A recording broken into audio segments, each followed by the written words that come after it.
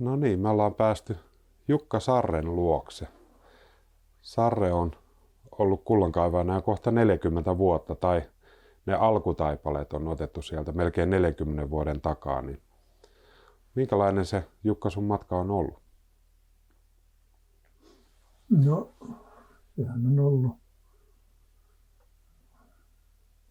vähän eriskummallinen tietenkin, kun tämmöisen touhun lähtee.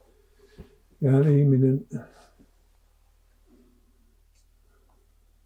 miten sen sanoisi, eihän se ymmärrä tekemisiänsä ennen kuin jälkeen käsin.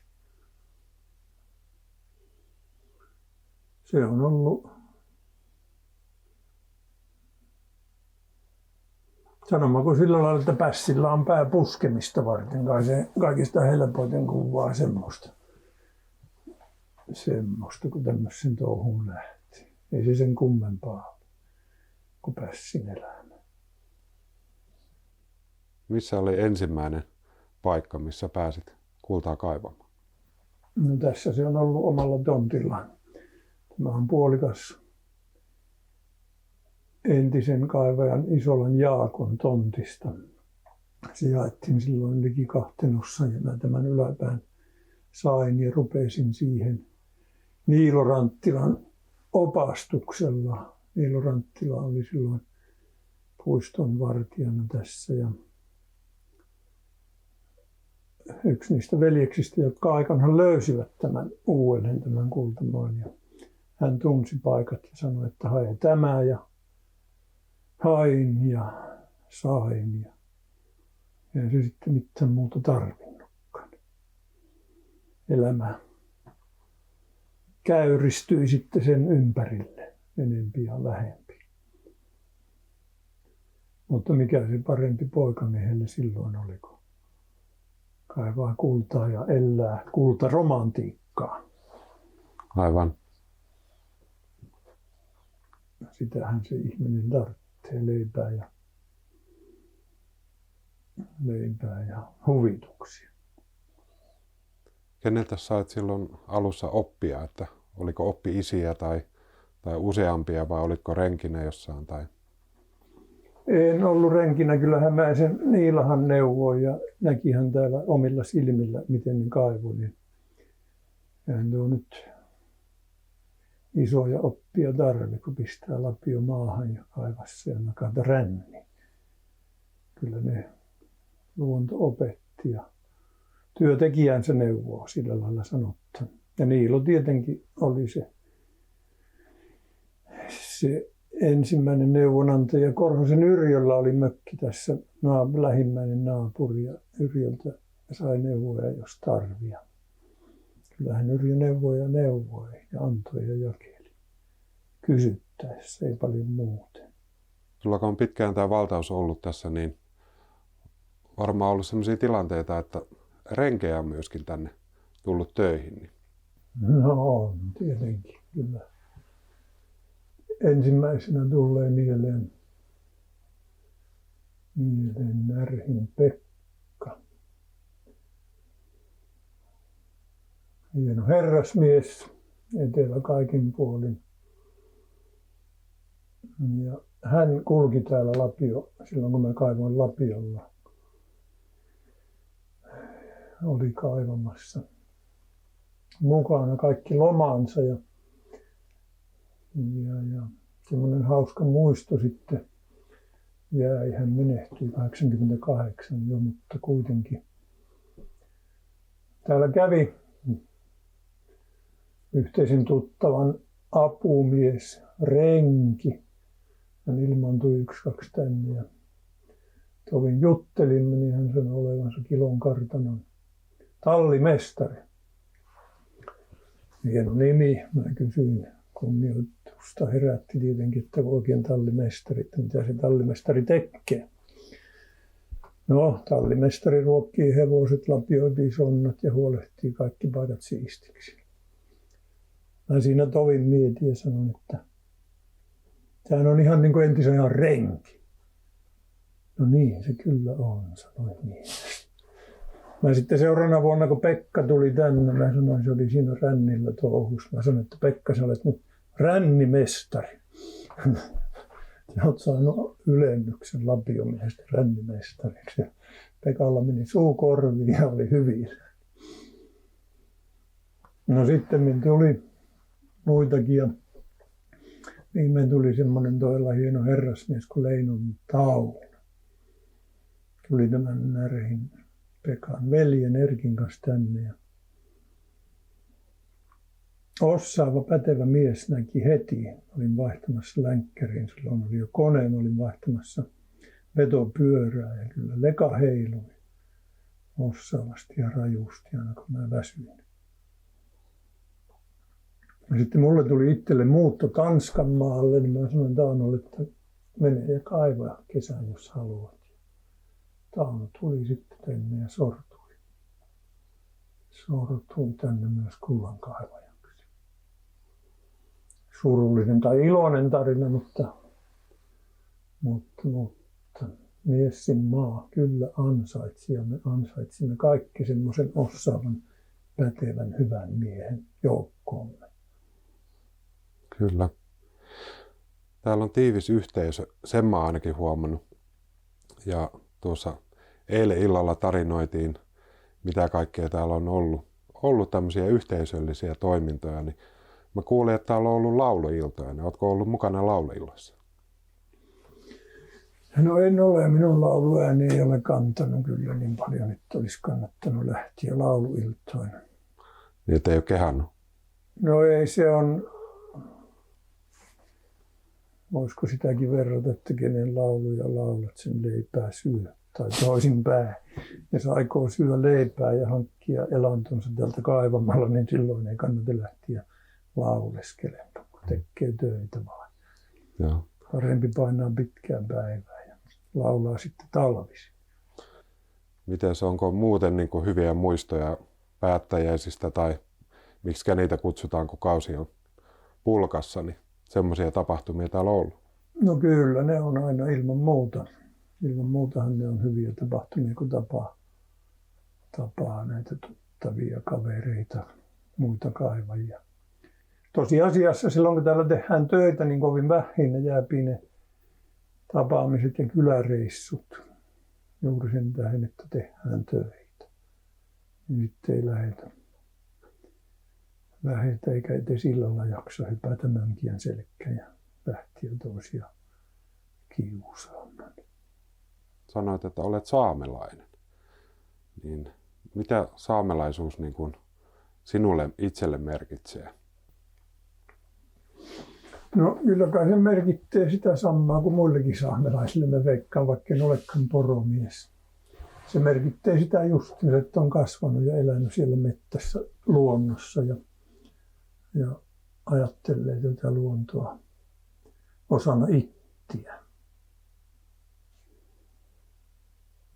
Ja ittiä osana luontoa. Tai luontoa, miten se sanotaan. En mä sitä osaa sen enämpi erotella. Se on eriskummallinen identiteetti, joka poikkeaa aika lailla. Kyllä me siellä Suomessa aikana huomasin, että meillä on erinäköinen maailmankuva kuitenkin pääsääntöisesti.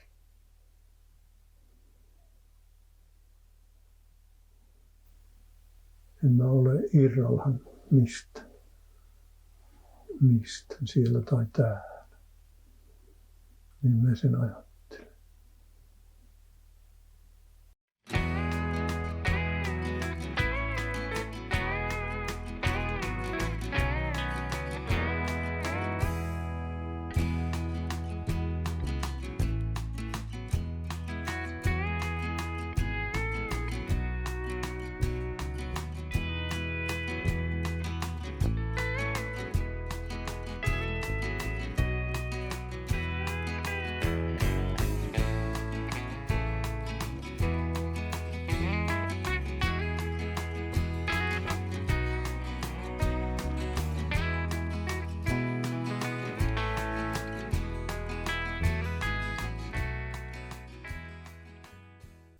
Minkälainen on semmoinen normaali päivärutiini kullankaivajan työssä? No se oli kahdenlainen. Mä muistan silloin, kun kaivoin lapiolla, niin kyllä sitä 8 tunnissa itsensä sai väsyksi. Todella tietenkin perinteetkin velvoitti silloin, kun Isolan Jaakko oli kuulemma säntillinen mies. Hän meni aina 7 työmaalle ja lopetti 4. Minä nuorena miehenä saatoin jatkaa tunnin tai 2 pitempään, mutta kyllä mäkin silloin aamulla 7 lähdin lapioimaan. Mutta sitten kun tuli nämä konhet kuvioihin, niin työpäivä piteni. Aamulla jaksoi hypätä koneeseen yhtä lailla 7 tai jopa ennen, mutta sitten se jatkui jopa sillä lailla, että se oli 12 tuntia tai pitempään se päivä. Keskimääräisesti voisi sanoa, että 12-13 tunnista työpäivää. Ja sitten jos kone särkyi, niin sitten tehtiin vielä lisää töitä. Sitten jäätiin ylitöihin ja kyllähän näissä vanhoissa koneissa on ollut aika paljon touhuamista. Tuossa kahvikupin ääressä juteltiin ja puhuttiin siitä, mitä sä oot tuolla siviilipuolella tehnyt, niin siellä tuli vapaapalokunta tuli esille. Niin onko se semmoinen taas vastapaino ollut tälle työlle tai se toinen, mitä oot tuolla siviilipuolella tehnyt, vai onko sitten vielä lisäksi siviiliammatti? No, palokuntahomma oli silloin 80-70-80-luvun harrastus, kun asuin Ivalossa, mutta kyllä sitten on ollut talvisin töitä, rakennustyöt, remonttityöt, semmoiset. Ei sitä voi sanoa vastapainoksi, se on ollut niin kuin lisärasite. Kyllähän työ on enempi semmoista. Vastapainot tulivat vasta sitten 2010-2011, kun pitkä haave viimein realisoitui ja lähdin Afrikkaan katselemaan kultamaita sinne ja asustelin sitten aina näihin koronavuosina asti talvet siellä Afrikassa. Sitä voi sanoa, että se oli vastapaino. Tein kevyitä töitä siellä ja katselin mahdollisuuksia sitten pysyvämpään oleskeluun ja kuka ties sinne vielä jossakin vaiheessa pääsisi muuttamaan. Missä kaikkialla siellä Afrikassa on tullut oltua? No se on lähinnä ollut tuossa läntisessä Afrikassa. Haave lähtee näistä kultahommista. Joskus silloin 80-luvulla, kun lapioin, niin tuli mieleen, että Sierra Leoneassa on hyvät kultamaat. Se oli se tähtäin ja kyllä mä sitten Sierra Leoneen asti pääsin, mutta sen paikan ongelma oli se viisumi. Sinne piti anoa aina viisumi ja sitten kun tuossa Länsi-Afrikassa on muutama viisumivapaa maa, Gambia ja Senegal ja tämmöiset, niin sinne tuli sitten helposti mentyä. Ja sieltä sitä kultaromantiikkaa löytyi, vaikkei kultaa löytynytkään. Nyt sitten ollaan vahvasti sidoksissa sinne. Mikä sun mielestä on se juttu, mikä on saanut jatkamaan nämä kaikki vuodet? Ei se varmaan ihan itsestäänselvää ollut melkein 40 vuotta takaperin, että tätä tullaan tekemään melkein läpi elämä. No kyllähän se haave oli tietenkin se, että tulisi tekemäänkin. Sehän oli helppo ammatinvalinta. Ja siis se oli jopa sillä lailla ammatinvalinta, että siinä vaiheessa kun olin saanut tämän valtauksen ja olen ryhtynyt jo kaivamaan. Olin toki nuori mies ja olisi mahdollisuus ollut mennä kouluun. Mutta jostakin oli korvin kantautunut, että lukeminen on lahjattomia varten ja toisaalta sitten oli näköpiirissä, että tällä pärjäisi tällä hommalla ja leipänsä saisi. Niin oli sen verran yltiöpäinen, ettei tullut lähdettyä sitten metsäpuolen opintoja jatkamaan. Hyväkö vai huono? Sitäpä en tiedä sanoa. näillä on pärjätty kuitenkin. Välillä hyvin ja välillä huonosti. Se, mikä tämän on saanut jatkumaan, niin on tietenkin se, että sieltä on tullut kultaa niin paljon, että sillä on pystynyt elämään. Mä en mitään muutakaan työtä oikeastaan tehdä muuta kuin leipämme ette. Ja jos tässä on huonoja puolia ollut, niin on tässä niin paljon hyviäkin puolia, että on kannattanut jatkaa. Mulla ainakin tuo luonto on tehnyt vaikutuksen. Niin onko sulla myöskin se luonto yksi semmoinen osatekijä siinä tässä koko ruletissa? No, mä olen syntynyt täällä mettässä, voin mä sanoa. Se luonto on, mä luulen, että se on vähän erilainen se meidän luontosuhde. Me olemme osa tätä luontoa, emme irrallinen kappale siitä. Minun syntymäkoti oli paikassa, johon ei tullut maantietä 15 kilometrin likemmäs. Kulkeminen oli silloin porolla ja talvella vesiä pitkin. Ja sitä on elänyt ja kasvanut lapsuuden ja nuoruuden osana sitä luontoa, niin ei sitä osaa sitten erotella. Niin se on osa sitä elämää. Niin. No sitten asuin parikymmentä vuotta Suomessa ja muuallakin. Nythän mä asun Lapissa, takaisin muutin Lappiin. Niin kyllä siellä kaupunkimiljöössä niin ei siihen sillä lailla koteudu. Ei sitten koskaan koti tullut. Mutta senpä piti nähdä sekin aika ja sekin touhu. Jos nyt joku pohtii tuolla TV-ruudun ääressä tämän homman aloittamista, minkälaisia vinkkejä sä voisit antaa? No, paha mennä antamaan mitään vinkkejä.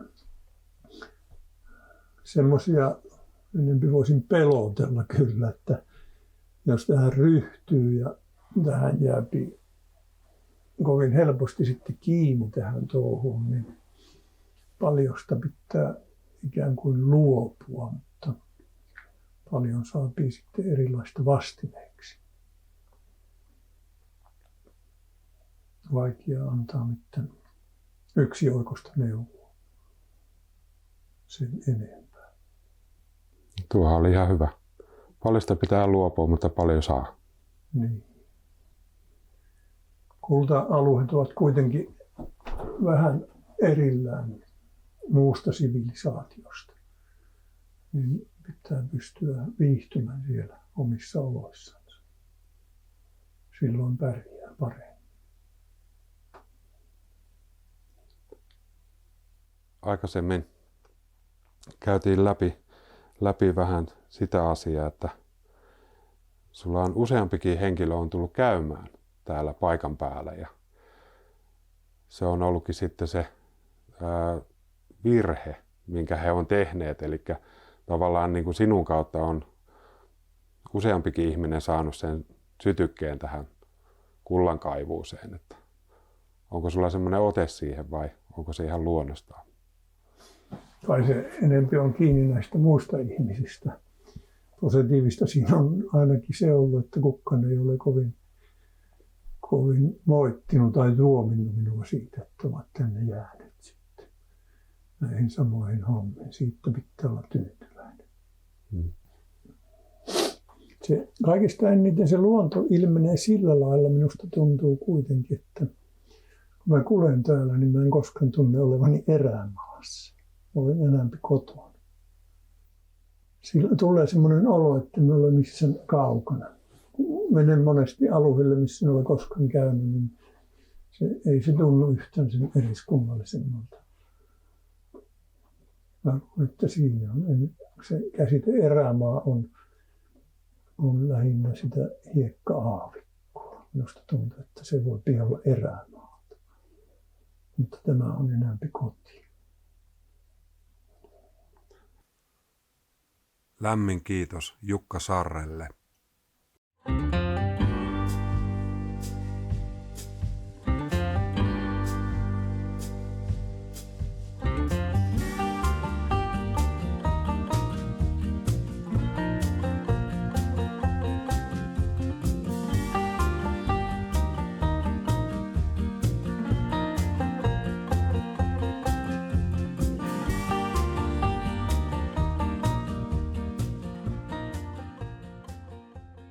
Minähän tykästyin 98-99 tuohon J. Karjalaisen Electric Sauna-bändin soitantaan ja kävin keikolla ja kerroin tästä Pehkosen Kurusta, olisiko hieno tulla soittaa. Ja 8 vuotta meni vain ja itse Jukka Karjalainen sitten ehdotti, että nyt hänellä olisi tämmöinen kokoonpano kuin Lännen Jukka. Viulussa Ninni Poijärvi, kitarassa Mika Kuokkanen ja banjossa J. Karjalainen. Ja hän ehdotti itse, että voisi tulla soittaa ja sehän tosiaan kesti vain 8 vuotta ja kukaan ei uskonut tätä juttua ja siitä lähetettiin salaisia kutsuja kaiveille, ettei sinne tule ylimääräistä väkeä ja 2006 sitten keikka toteutui ja se oli ikimuistoinen juttu. 64 kaivajaa, 1 poromies ja 2 vaeltajaa tuli sinne ja keikan jälkeisenä päivänä sitten käveltiin siellä tunturissa ja Karjalainen sanoi yhtäkkiä vaan, että I dig cold. Ja otin olkapäästä kiinni, että mitä? Ja sitä hoettiin sitten saunan lautella, I dig cold, tämä on kova juttu. Ja kysyin, että mitä maksaa, sanoi, että ei mitään. Ja minä sitten suojasin sen ja J suunnitteli tämän logon. Sora lentää kautta kultahiput ja 1800-luvulta fontti, jota ei löydy Googlesta. Ja tähän keikkaan liittyen hauska tarina. Keinäsen Timppa, edesmennyt kaivaja, niin hänelle oli tullut 2 vaeltajarouvaa. Kysynyt, että saako laittaa pihalle teltan niin aamupäivällä. Niin Timppa oli sanonut, että joo, ja lähdetään sitten iltapäivällä tuonne J. Karjalaisen konserttiin. Ja ne naiset oli laittanut telttaa ja Timpalla ikkuna auki, se oli kuullut, kun ne sanoi, että ihan hulluja nämä kullankaivajat. Ja sitten ne kävelee iltapäivällä sinne Pehkosen Kurun manttaalille ja Karjalainen heittää keikan, niin oli nämä vaeltajarouvat ollut hieman ihmeissä.